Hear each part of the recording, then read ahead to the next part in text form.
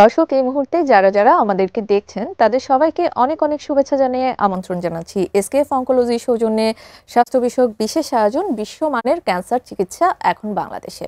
আপনাদের সাথে আছি আমি ডক্টর ফাতিহা শাফি, আর থাকছি অনুষ্ঠানের পুরোটা সময় জুড়ে। দর্শক, আমরা যেরকমটা জানি ক্যান্সার কিন্তু দিনের পর দিন বেড়েই চলেছে এবং সেই সাথে পাল্লা দিয়ে বেড়ে চলেছে ব্রেস্ট ক্যান্সার। এবং এখন যেহেতু অক্টোবর মাস এবং অক্টোবর মাস ব্রেস্ট ক্যান্সার সচেতনতা মাস হিসেবেই প্রতিপালিত হয়ে থাকে, তাই আজ আমাদের অনুষ্ঠানের বিষয়বস্তু আমরা চূড়ান্ত করেছি ব্রেস্ট ক্যান্সার। আর এ বিষয়ে কথা বলার জন্য আমাদের সাথে বিশেষজ্ঞ অতিথি হিসেবে আছেন অধ্যাপক ডাক্তার আসমা সিদ্দিকা, সহযোগী অধ্যাপক, রেডিয়েশন অনকোলজি বিভাগ, জাতীয় ক্যান্সার গবেষণা ইনস্টিটিউট ও হাসপাতাল, মহাখালী। আপনাকে আমন্ত্রণ জানাচ্ছি আমাদের আজকের এই আয়োজনে। আপনাকে অনেক ধন্যবাদ, দর্শক শ্রোতাদেরকে অনেক ধন্যবাদ। যেরকমটা শুরুর দিকে বলছিলাম, আসলে সব ক্যান্সারের সাথেই কিন্তু পাল্লা দিয়ে ব্রেস্ট ক্যান্সারও বেড়ে চলেছে বাংলাদেশে তথা পুরো বিশ্বে। আমরা যদি বাংলাদেশের স্ট্যাটিস্টিক্সটা যদি আপনার কাছে জানতে চাই প্রথমে, সে বিষয়ে আপনি কি বলবেন? আপনাকে অনেক ধন্যবাদ।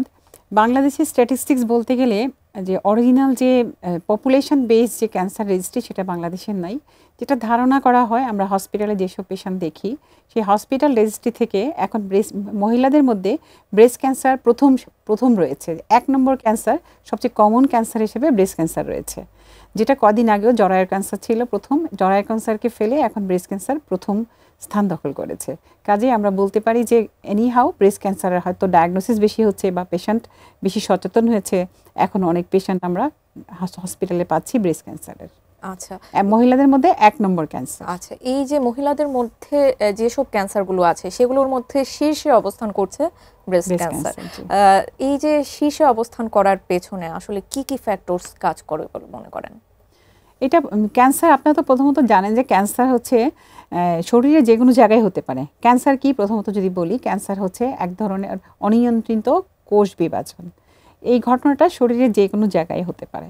তো ব্রেস্ট ক্যান্সার ইউজুয়ালি আমরা যদি বিদেশের পরিসংখ্যান দেখি, আমাদের দেশের বাইরের পরিসংখ্যান, ওইসব দেশেও ব্রেস্ট ক্যান্সার হচ্ছে প্রথম ফিমেলদের মধ্যে ফার্স্ট লিডিং কজ। আর মৃত্যুর দিক থেকেও ব্রেস্ট ক্যান্সার চতুর্থ কজে আছে। ফার্স্ট হচ্ছে লাং ক্যান্সার, ওইভাবে সিরিয়াল ধরে 4 নম্বর স্টেজে রয়েছে ব্রেস্ট ক্যান্সার। আমাদের দেশেও আগে আমরা বলতে পারি যে এখন কেন এটা প্রথম স্থান অধিকার করেছে, সেটার জন্য একটা সচেতনতা বেড়েছে। মানুষ এখন অনেক কিছু জানছে, স্ক্রিনিং প্রোগ্রামগুলো কাজ করছে, যার দরুন মানুষ এখন, আগে কিন্তু অনেক পেশেন্টই আমরা জানতাম না, অনেক মানুষ হয়তো মারা যেত, ব্রেস্ট ক্যান্সার আক্রান্ত হতো, মানুষ বিভিন্ন কারণে এটা ডিসক্লোজ করতো না, চিকিৎসার জন্য মানুষ আসতো না, এখন আসছে। সেই পরিসংখ্যান থেকেও আমাদের ব্রেস্ট ক্যান্সারের যে এখন আমরা 1 নম্বর লিস্টে আছে সেটা বলতে পারি আমরা। আচ্ছা, তাহলে আমরা যদি লক্ষণ বা উপসর্গগুলোর দিকে আগাই, তাহলে আমরা বলতে পারি যে অনেক মানুষই আসলে অবগত থাকে না যে তার ব্রেস্ট ক্যান্সার হচ্ছে। তো কি কি লক্ষণ বা উপসর্গ প্রাথমিকভাবে আসলে লক্ষ্য করা যেতে পারে? উপসর্গগুলো হচ্ছে যে কিছু উপসর্গ আপনার ব্রেস্টে লক্ষ্য করবে, আর কিছু সমস্ত ক্যান্সারের মতোই এই ব্রেস্ট ক্যান্সারও কিছু কিছু উপসর্গ ব্রেস্টের বাইরেও থাকবে। আমরা ব্রেস্ট ক্যান্সার কাকে বলছি? ব্রেস্টে যে ক্যান্সার হচ্ছে, ব্রেস্ট একটা মেমারি গ্ল্যান্ড যেটা, সেটাতে যে ক্যান্সার হচ্ছে তাকে আমরা ব্রেস্ট ক্যান্সার বলছি। এই ব্রেস্টের মধ্যে কি কি সিমটম থাকতে পারে? প্রথমত ব্রেস্টে কোনো পেশেন্ট কোনো চাকা নিয়ে আসতে পারে। চাকাটা আসলে একটা ক্রাইটেরিয়া আছে যে এটা একটা পেইনলেস লাম্প। এটা সাধারণত প্রথমে কোনো ব্যথা থাকে না, কিন্তু শেষের দিকে যখন অনেক অ্যাডভান্স স্টেজ হয়ে যায় তখন ব্যথা থাকতে পারে। এই জন্য কিন্তু পেশেন্টরা যারা ফিমেলরা আছেন, পেশেন্টরা কিন্তু মিস করে ফেলেন যে একটা পেইনলেস একটা চাকা, ওইটাকে কেউ হয়তো পাত্তাই দিল না। ওরকম ব্রেস্টে পেইনলেস চাকা থাকতে পারে। নিপেলের মধ্যে কিছু চেঞ্জ আসে, যেটা হচ্ছে যে নিপেলটার যে বোটা আছে যে সেটা ভিতর দিকে ঢুকে গেছে, অথবা নিপল থেকে ব্লাডি কোনো ডিসচার্জ হচ্ছে, অথবা ব্রেস্টের যে চামড়া আছে সেই চামড়ায় কিছু চেঞ্জ হয়ে যাচ্ছে, কমলা লেবুর মতো কুচকিয়ে যাচ্ছে। এই ধরনের চেঞ্জগুলো ব্রেস্টে আসে।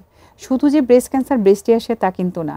আপনি জানেন যে অ্যাজ এ ডক্টর আমরা জানি যে ব্রেস্টে যে লিম্ফ্যাটিক ড্রেনেজ হয় সেটা এক্সিলাতে হয়, বগলে হয়।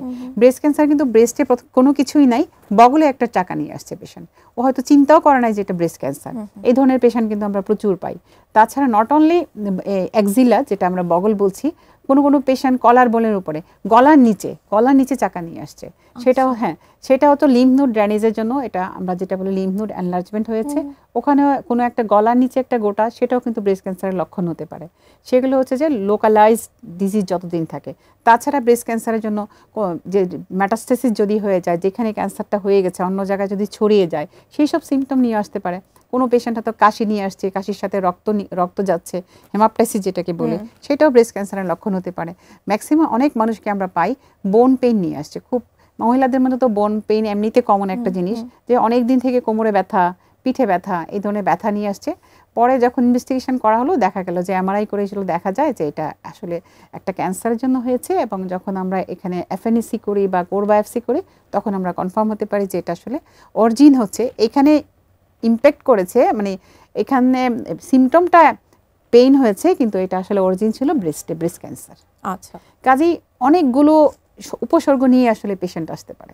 আচ্ছা, আমরা আসলে নারীদের ব্রেস্ট ক্যান্সার নিয়ে আসলে কথা বলছি, কিন্তু আমরা যেরকমটা জানি পুরুষদেরও আসলে ব্রেস্ট ক্যান্সার হয়ে থাকে। তাদের ক্ষেত্রেও কি সিমটমসগুলো একই রকম হয় কিনা? ইয়েস, হ্যাঁ, নারীদের ব্রেস্ট ক্যান্সার সবচেয়ে কমন, এক নম্বরে বললাম। আর পুরুষদেরও ব্রেস্ট ক্যান্সার হয়। পুরুষদের ব্রেস্ট ক্যান্সার হচ্ছে কোনো পরিসংখ্যান বলে 138 জন ফিমেলের এগেনস্টে একজন মেল পার্সনের ব্রেস্ট ক্যান্সার হবে। আর কোনো পরিসংখ্যান বলে 1:100, 100 জন মহিলার সাথে একজন পুরুষের ব্রেস্ট ক্যান্সার হতে পারে। মানে ব্রেস্ট ক্যান্সার পুরুষেরা হবে, কিন্তু এই ব্রেস্ট ক্যান্সার ইনসিডেন্সটা অনেক কম। তবে আরেকটা কথা, যে সচেতন থাকার জন্য আমি বলবো, যারা মানে পুরুষ ব্রেস্ট ক্যান্সারের পেশেন্ট আছেন, কারণ পুরুষদের যে ব্রেস্ট ক্যান্সার হয় এটা মোর অ্যাগ্রেসিভ দেন ফিমেলের চেয়ে ওটার আউটকাম যেটাকে আমরা বলি, এটা আউটকামটা খারাপ, কম্পারেটিভলি খারাপ হয়। আচ্ছা, আচ্ছা, আমরা যদি এবার ইনভেস্টিগেশনসে চলে যাই, রোগীরা যখন আসলে আপনাদের শরণাপন্ন হয়, কি কি চিকিৎসা পদ্ধতি বা কি কি ডায়াগনোসিস পদ্ধতি আপনারা দিয়ে থাকেন, সেই প্রসঙ্গে জানুন। প্রথমত, ব্রেস্টে যখন কোনো চাকা নিয়ে কোনো মহিলা আমাদের কাছে আসেন, আমরা ওনাকে প্রথম যে কাজটা করি সেটা হলো ডায়াগনোসিস। তো ডায়াগনোসিস কি? ক্যান্সারের ডায়াগনোসিস মানেই হচ্ছে হিস্টোপ্যাথোলজি, টিস্যু ডায়াগনোসিস। তো প্রথমে কিছু নমুনা নিতে হবে, নমুনা আমরা যেটা বলি স্পেসিমেন নিতে হবে, স্যাম্পল নিতে হবে। সেটা আসলে একটা ছোট সুই দিয়ে, যেটাকে আগে করা হতো এফএনএসি, সেই ছোট সুই দিয়ে ব্রেস্টে যে চাকা হয়েছে, চাকার থেকে একটা মানে মাংস বা স্পেসিমেন বা যেটা কেবল স্যাম্পল কালেক্ট করে ওটাকে হিস্টোপ্যাথোলজি মাইক্রোস্কোপের নিচে নিয়ে দেখা হয় যে এটা আসলে ওখানে কোনো ক্যান্সার সেল আছে কি না। তো আগে করা হতো এফএনএসি। তো আমি এই অনুষ্ঠানের মাধ্যমে আসলে বলবো, ব্রেস্ট ক্যান্সারের জন্য আসলে এফএনএসি না, ব্রেস্ট ক্যান্সারের ডায়াগনোসিসের সময় প্রথমেই আমাদেরকে করতে হবে কোর বায়োপসি। কোর বায়োপসি কি জিনিস? কোর বায়োপসি হচ্ছে যে এফএনএসির চেয়ে একটু মোটা নিডেল দিয়ে একটু বেশি পরিমাণ টিস্যু নেওয়া হবে। কারণ ব্রেস্টে শুধু আমি টিস্যু নিয়ে ডায়াগনোসিস করলেই আমার হবে না। ব্রেস্ট ক্যান্সার ট্রিটমেন্ট করার জন্য আরও কিছু ক্রাইটেরিয়া আছে, আমরা যেগুলোকে ইমিউনোহিস্টোকেমিস্ট্রি বলি। সেই সমস্ত ইমিউনোহিস্টোকেমিস্ট্রি করার জন্য আমার টিস্যু দরকার। কাজে আমি প্রথমে যে পেশেন্টের কাছ থেকে টিস্যু নিলাম, তখনই আমাকে বেশি পরিমাণে টিস্যু নিয়ে ওটাকে প্রিজার্ভ করতে হবে, যাতে আমি পরবর্তীতে আইএসসি বা ইমিউনোহিস্টোকেমিস্ট্রি যেগুলো প্রয়োজন হয় ট্রিটমেন্টের জন্য সেগুলো করতে পারি। তাছাড়া আমরা এটা তো কনফার্ম করার জন্য করলাম। পরে আমরা শুরুতেই আরও আমরা যেটা করি ম্যামোগ্রাফি করি। 35 ইয়ার্স যদি তার উপরে হয়ে যায়, সাধারণত আমরা ম্যামোগ্রাফি করি বোথ ব্রেস্টের। আর 35-এর নিচে যদি হয় তাহলে আমরা আলট্রাসোনোগ্রাম করি। কোনো ক্ষেত্রে, ম্যাক্সিমাম ক্ষেত্রেই আমরা আসলে দুইটাই করি, কারণ আলট্রাসোনোগ্রাম আমাকে কিছু ইনফরমেশান দিবে যেগুলো আবার ম্যামোগ্রাফি থেকে আমি পাবো না। এই জন্য আমার একদম অ্যাকুরেট একটা অ্যাসেসমেন্টের জন্য আমার ম্যামোগ্রাফি এবং আলট্রাসোনোগ্রাম সাথে কোর বায়োপসি তিনটাই দরকার। এই তিনটা রিপোর্ট পাওয়ার পর আমি কনফার্ম করলাম যে তার ব্রেস্ট ক্যান্সার হয়েছে।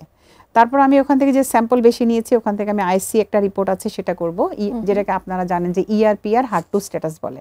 সেই আইএসসি করার পর আমরা আইএসসি দিয়ে আমরা জানতে পারি যে এই পেশেন্টের যে ব্রেস্ট ক্যান্সার হয়েছে সেটা কোন ধরনের, কতটা অ্যাগ্রেসিভ, তাকে কোন ধরনের ট্রিটমেন্ট দিতে হবে। কারণ ব্রেস্ট ক্যান্সার হচ্ছে হেটারোজেনাস, এক একজনের এক এক কারণে ব্রেস্ট ক্যান্সার হয়। প্রত্যেকের চিকিৎসা সমান হবে না, এক একজনের এক একটা মলিকুলার মার্কার এক্সপ্রেস হয়, সেজন্য খুবই ইন্ডিভিজুয়ালাইজড। তো আমরা প্রথম যে কাজটা শেষ করলাম সেটা হলো ডায়াগনোসিস। পরের স্টেপটা হচ্ছে ওই মহিলা জানলেন যে ওনার ব্রেস্ট ক্যান্সার হয়েছে। সেকেন্ড স্টেপ হচ্ছে যে stage, what is the stage of the disease, কোন স্টেজে আছে। তখন আমরা কিছু স্টেজিং ইনভেস্টিগেশন করি। আমরা চেস্টের একটা সিটি স্ক্যান করি, অথবা যেটা প্যাড বলি, অ্যাবডোমেনের একটা সিটি স্ক্যান করি। এগুলো করে তারপর কোনো ক্ষেত্রে আমরা যদি সিমটোমেটিক প্রয়োজন হয় বোন স্ক্যান করি, করে আমরা স্টেজিং করি। তাহলে আমাকে ডায়াগনোসিস হয়ে গেল যে ওনার ব্রেস্টে একটা ক্যান্সার হয়েছে। এটা কোন ধরনের, ওটা হার্ট আইএসসি প্রোফাইলটা কি, দেন ওনার স্টেজিংটা কি, এই সব জানার পরে দেন আমরা জাম্প করে ট্রিটমেন্ট প্রসিডিউর। আমি এখানে একটা আপনাকে একটু আপনার সাথে একটা শেয়ার করে একটা কথা, জি। পেশেন্টটা যখনই শুনে যে অনেক একটা লাম্প নিয়ে হয়তো ওরা অনেক দিন বাড়িতে বসেছিল, তখন আসলে জানতো না এর ভয়াবহতা, যখনই ওরা শুনেছে যে ক্যান্সার হয়েছে তখন কিন্তু ওরা প্রায় প্রত্যেকেই মানে পাগল হয়ে যায়, আমার এখনই চিকিৎসা শুরু করেন, আমার এখনই সার্জারি করেন। আমি এই অনুষ্ঠানের মাধ্যমে ওনাদেরকে বলবো যে তাড়াহুড়া করবেন না, ডায়াগনোসিসটা কনফার্ম হবে, আপনার জন্য কি কি ট্রিটমেন্ট নির্ধারিত হবে সেগুলো সমস্ত রিলেভেন্ট ইনভেস্টিগেশন করাবেন, দেন আমরা ট্রিটমেন্ট শুরু করব। জি, diagnosis is very important and early diagnosis আসলে অনেক ইম্পর্টেন্ট একটি বিষয়। আমরা এই বিষয়গুলো নিয়ে কথা বলতে যাচ্ছি, আমাদের একটি বিজ্ঞাপন বিরতির সময় হয়ে গেছে, বিরতির পর আবারও যুক্ত হচ্ছি আপনার সাথে। জি দর্শক, সময় হয়ে গেল ছোট্ট একটি বিজ্ঞাপন বিরতির, কোথাও যাবেন না, আমাদের সাথেই থাকুন।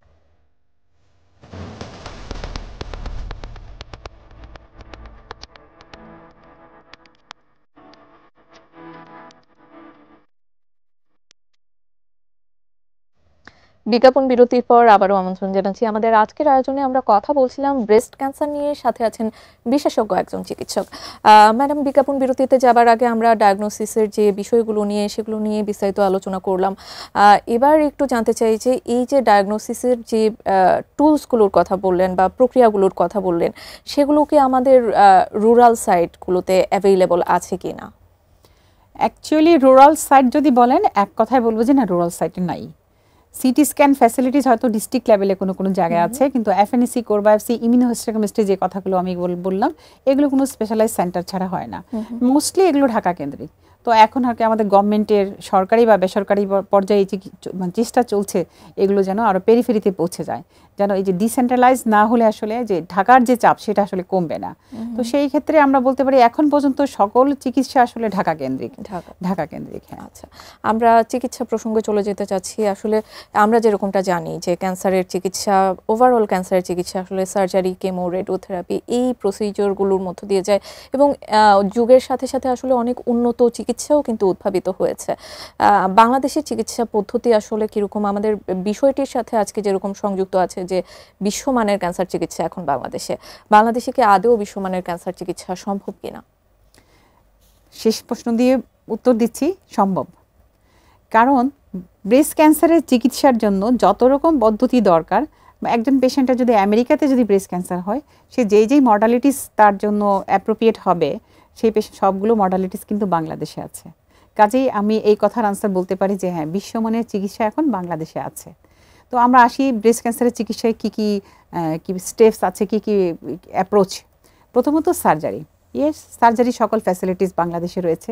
সার্জারির মাধ্যমে আমরা জানি যে ব্রেস্ট ক্যান্সার হলে যে সার্জারি করে ব্রেস্ট ফেলে দিতে হবে এমনটি এখন না, শুধু যেই জায়গায় ক্যান্সার হয়েছে সেই জায়গাটা ফেলে দিয়ে একটু ওয়াইড লোকাল এক্সিশন করে পুরো ব্রেস্ট কিন্তু রেখে এখন ব্রেস্ট ক্যান্সারের চিকিৎসা করা যায়। তো ব্রেস্ট রেখে চিকিৎসা এবং ব্রেস্ট ফেলে দিয়ে চিকিৎসা, যেটাকে আমরা বিসিএস এবং এমআরএম বলি, দুইটাই বাংলাদেশে সম্ভব। কাজে এই সার্জারির কোনো অপ্রতুলতা দেশে নেই, প্রচুর পরিমাণে এক্সপার্ট সার্জনও রয়েছেন। সেকেন্ড যে আমরা মডালিটিস কথা বলতে পারি, কেমোথেরাপি। ইয়েস, কেমোথেরাপি কি জিনিস? কেমোথেরাপি হচ্ছে কিছু ওষুধ, সেটা চালানের মাধ্যমে হলে দেওয়া হয়। এই কেমোথেরাপির যতগুলো কেমোথেরাপি ব্রেস্ট ক্যান্সারের জন্য অ্যাভেলেবল বা ইন্ডিকেটেড, সবগুলো কেমোথেরাপি কিন্তু বাংলাদেশে আছে। বাংলাদেশে যে এসকে বা অন্যান্য যে সমস্ত ফার্মাসিউটিক্যালগুলো আছেন, সবাই অনেকেই যাদের অনকোলজি প্ল্যান্ট আছে, ওনারা এই সমস্ত ওষুধগুলো তৈরি করছেন। ইভেন এই সমস্ত ওষুধগুলো বাংলাদেশের চাহিদা মিটিয়ে ওগুলো বিদেশে এক্সপোর্টও হয়, আপনি এটা জানেন। কাজে কেমোথেরাপি সকল রকম ফ্যাসিলিটিস বাংলাদেশে রয়েছে। তার রেডিয়েশন থেরাপি, ইয়েস, এই জিনিসটা বলবো, আমি একজন রেডিয়েশন অনকোলজিস্ট। রেডিয়েশনের কিছু অপ্রতুলতা রয়েছে, রেডিয়েশন মেশিনের কিছু স্বল্পতা রয়েছে এদেশে। আর মেডিসিনগুলো আসলে সবই ঢাকা কেন্দ্রিক বা পুরানো যে মেডিকেল কলেজগুলো আছে সেইগুলোতেই ম্যাক্সিমাম আছে। তো খুব বেশি রেডিয়েশন ফ্যাসিলিটিস এখনও আমাদের দেশে অ্যাভেলেবল হয় নাই সব জায়গায়। আর যেগুলো মেশিন, অনেকগুলো মেশিন হয়তো অকেজো অবস্থায় আছে, বা মেশিন থাকলেও মেশিনটাকে মেনটেনেন্স করার জন্য যে লোকবল দরকার, যে ফিজিসিস্ট বলে এক ধরনের ফিজিসিস্ট বলে কিছু স্টাফ আছেন যারা এই মেশিনের রক্ষণাবেক্ষণ এবং এই মেশিনে যে আমরা রেডিওথেরাপি দিব, এই রেডিওথেরাপির ক্যালকুলেশন করে থাকেন। সরকারি পর্যায়ে আসলে আমাদের কোথাও কোনো ফিজিসিস্টের কোনো পদ নাই। আমাদের এই মেশিনগুলোকে স্মুথ রান করানোর পিছনে এটা একটা বড় সমস্যা, মেডিকেল ফিজিসিস্ট সরকারিভাবে নাই। তো আমি এটাই বলবো যে এই অনুষ্ঠানের মাধ্যমে মেডিকেল ফিজিসিস্টদের জন্য পদ তৈরি করার ব্যাপারটা যেন সরকার খুব আগে আসেন, যদি এই ক্যান্সার রেডিওথেরাপি চিকিৎসাটাকে অ্যাভেলেবল করতে হয় সকল মানুষের কাছে। তাহলে রেডিওথেরাপি ফ্যাসিলিটিসও আছে নির্দিষ্ট ফিক্স কিছু জায়গায়। থার্ড আমি বলবো যে ইমিউনোথেরাপি। হ্যাঁ, আমাদের এই ফার্মাসিউটিক্যালসগুলো অনেকেই বাংলাদেশে ইমিউনোথেরাপি নিয়ে আসছেন, অনেক ইমিউনোথেরাপি বিদেশ থেকে এক্সপোর্ট হচ্ছে, কিছু কিছু তৈরি হচ্ছে। টার্গেটেড থেরাপি বলে আরেকটা থেরাপি আছে, সেটাও বাংলাদেশে আছে। যেমন বলি আমি একটু আগে বলেছি আপনাকে যে আইএসসি করবো, ইআরপি আর হার্ট টু স্ট্যাটাস জানবো। এই হার্ট টু স্ট্যাটাস যদি কারো পজিটিভ হয় সে হলো অ্যান্টি হার্ট টু থেরাপি পাবে, কারো না হলে সে পাবে না। এই সমস্ত ওষুধও আছে। তাহলে আমরা এক কথায় বলতে পারি যে ব্রেস্ট ক্যান্সারের জন্য যত ধরনের মডালিটিস দরকার সব ধরনের মডালিটিসই বাংলাদেশে রয়েছে। আচ্ছা, এবার যদি আমরা স্ক্রিনিং এর প্রসঙ্গে আসলে চলে আসি, যে স্ক্রিনিং ব্রেস্ট ক্যান্সারের ক্ষেত্রে ঠিক কতটা ইম্পর্ট্যান্ট? স্ক্রিনিং খুবই ইম্পর্ট্যান্ট, কারণ স্ক্রিনিং আপনি জানেন যে ব্রেস্ট ক্যান্সার কিন্তু প্রিভেন্টেবল ডিজিজ না। আমি ইচ্ছা করলে ব্রেস্ট ক্যান্সার থেকে বাঁচতে পারবো না, কারণ ব্রেস্ট ক্যান্সারের যে কজগুলো আছে এগুলো জানেন। কিছু হলো যে কিছু আমরা ইচ্ছা করলে আমরা ফিমেলদের বেশি হবে, বয়স হলে হয়ে যাবে। কেউ যদি জেনেটিক্যালি এক্সপোজ থাকেন, হ্যাঁ, যে কারো ফ্যামিলি মেম্বার্সদের ক্যান্সার রয়েছে, ওনার হতে পারে। কাজে কিছু কিছু জিনিস আমরা অ্যাভয়েড করতে পারবো না। এই জন্য বলা হয় যে ব্রেস্ট ক্যান্সার আসলে প্রিভেন্টেবল ডিজিজ না। তাহলে কি করতে হবে? ব্রেস্ট ক্যান্সার আপনার যদি মানে যেটাকে আমরা বলতে পারি যে কপালে থাকে বা আপনার লাইফস্টাইল এমন হয় যে আপনার হয়েই যাবে, তাহলে আসলে হবেই। কিন্তু এটাকে আমাদের কি কাজ করে, আমাদের হাতে কি করণীয় আছে, এটাকে যেন আমরা আর্লি স্টেজে ডিটেকশন করতে পারি। এই আর্লি স্টেজে ডিটেকশন করার কাজটাই কিন্তু আমরা করি স্ক্রিনিংয়ের দ্বারা। স্ক্রিনিং কি জিনিস? স্ক্রিনিং হচ্ছে একটা প্রসিডিউর, যেই প্রসিডিউরের মাধ্যমে আমরা কিছু পরীক্ষা নিরীক্ষা দিয়ে যাদের এখনও ব্রেস্ট ক্যান্সার হয় নাই, উনি জানেন না ওনার ব্রেস্ট ক্যান্সার হয়েছে, তাদেরকে আমরা পরীক্ষা নিরীক্ষা করে আমরা দেখি যে ওনাদের মধ্যে কোনো ব্রেস্ট ক্যান্সারের কোনো মানে সূত্রপাত হচ্ছে কিনা, এই জিনিসটা আমরা দেখি। এটা হলো স্ক্রিনিং। কাজে স্ক্রিনিং করে আমরা কি করতে পারি? আর্লি ডিটেকশন করতে পারি। আর্লি স্টেজে যদি কোনো ক্যান্সার ধরা পড়ে, আপনি জানেন যে এটার ট্রিটমেন্ট অনেক সহজ, অনেকগুলো মডালিটিস কম লাগবে, চিকিৎসা পদ্ধতি খরচ কম, পেশেন্ট অনেক দিন বাঁচে। কাজেই স্ক্রিনিংয়ের অবদান আসলে ব্রেস্ট ক্যান্সার কন্ট্রোল বলবো না, ব্রেস্ট ক্যান্সার ম্যানেজমেন্টের অনেক অনেক অনেক অনেক ইম্পর্ট্যান্ট। আমরা যেরকমটা অনুষ্ঠানের শুরুতে বলছিলাম যে আসলে অক্টোবর মাস ব্রেস্ট ক্যান্সার অ্যাওয়ারনেস মান্থ হিসেবেই আসলে অক্টোবর মাস পরিচিত। তো সেই সূত্র ধরে আসলে বলতে চাই যে আসলে সচেতনতা কিভাবে বৃদ্ধি করা যেতে পারে? সচেতনতা যদি আমি বলি, আমি ক্যান্সার ইনস্টিটিউটে কাজ করি, আমি আগে 10 ইয়ার্স ব্যাকে যদি যাই, তখন আসলে আমরা যেই পেশেন্টগুলো পেতাম সেই পেশেন্টগুলো সব অ্যাডভান্স স্টেজ। মানুষ সচেতন ছিল না। ওনার ব্রেস্টে একটা চাকা, উনি মনেই করতেন, উনি পাত্তাই দিতেন না, উনি ভাবতেনই না যে এটা নিয়ে আমার ডক্টর কাছে যেতে হবে। এখন আমি কাজ করি, এখন কিন্তু আমরা সিনারিও চেঞ্জ, অনেক আর্লি স্টেজ পেশেন্ট পাই। 5 সেন্টিমিটার নিচে লাম, ছোট একটা টিউমার, খুব ভালোভাবে বোঝাও যাচ্ছে না, পেশেন্ট কিন্তু আমাদের কাছে চলে আসছে। এই যে মিডিয়াগুলো কাজ করছে, আপনারা কাজ করছেন, তারপরে বিভিন্ন মানুষ সচেতন হচ্ছে, মানুষের চিকিৎসা নেওয়ার ক্যাপাসিটি বাড়ছে, মাথাপিছু ইনকাম বাড়ছে, সব কিছু মিলেই কিন্তু একটা চেঞ্জ আমরা লক্ষ্য করছি। যে অনেক মানুষ এখন ক্যান্সারের ট্রেন্ড অত বেশি কেন? আগেও তো ক্যান্সার ছিল, আসলে অতটা ডিটেকশন হয়নি। ফ্যাসিলিটিস বেড়েছে, আপনার ডায়াগনস্টিক ফ্যাসিলিটি বেড়েছে, ট্রিটমেন্ট ফ্যাসিলিটিস, মানুষ এখন বুঝতে পারছে যে না, আমাকে ডায়াগনোসিস করাতে হবে, এবং ডায়াগনোসিস যদি হয় আমার চিকিৎসা আছে, মানুষ আস্থা পাচ্ছে। সেই জন্য এখন অনেক বেশি আমরা কি বলে পেশেন্ট পাচ্ছি, আর মানুষ সচেতন হচ্ছে। সে এখন অনেক মানুষই দেখবেন যে গ্রামেগঞ্জে এখন চিন্তা করে যে ম্যামোগ্রাফি কথাটা শুনেছে অনেকে, যে আমি ম্যামোগ্রাম করা, অনেক পেশেন্ট আসে আপনার যে আমি কি জন্য এসছেন, আমি ম্যামোগ্রাম করাতে চাই। কাজে মানুষের মধ্যে আমাদের এই টক শোগুলা, এই মানুষের মধ্যে যে চেঞ্জ, মানুষের এডুকেশন লেভেল বাড়ছে, সবকিছু মিলে আসলে এই চেঞ্জটা ওভারঅল হচ্ছে। আমরা কিন্তু এখন আইটি ফ্রেন্ডলি হয়ে পড়েছি, আমরা সেজন্য আসলে এই বিষয়গুলো সম্পর্কে আসলে ধারণা করতে পারছি ইজিলি। অনেক ধন্যবাদ আপনাকে আপনার সুন্দর আলোচনার জন্য। আপনার মাধ্যমে আমাদের দর্শকরা যারা আছেন তারা এই বিষয়গুলো সম্পর্কে অনেক কিছু জানতে পারলো। আপনাকে ধন্যবাদ। দর্শক, আপনাদেরও অসংখ্য ধন্যবাদ আমাদের সাথে এতক্ষণ যুক্ত থাকার জন্য। এই অনুষ্ঠানের মাধ্যমে ব্রেস্ট ক্যান্সার কি, তার চিকিৎসা কি হতে পারে বা প্রতিহত কিভাবে করা যেতে পারে, সেই বিষয়গুলো আমরা তুলে ধরার চেষ্টা করেছি। আশা করছি আমাদের আজকের আয়োজন আপনাদের ভালো লেগেছে, আর আপনাদের ভালো লাগলেই আমরা অনুষ্ঠানের সার্থকতা খুঁজে পাবো। আপনাদের জন্য অনেক অনেক শুভকামনা জানিয়ে আমি ডক্টর ফাতিহা শাফি আজকের মতো এখানেই শেষ করছি। সে পর্যন্ত সবাই ভালো থাকবেন, সুস্থ থাকবেন এবং এটিএন নিউজের সাথেই থাকবেন।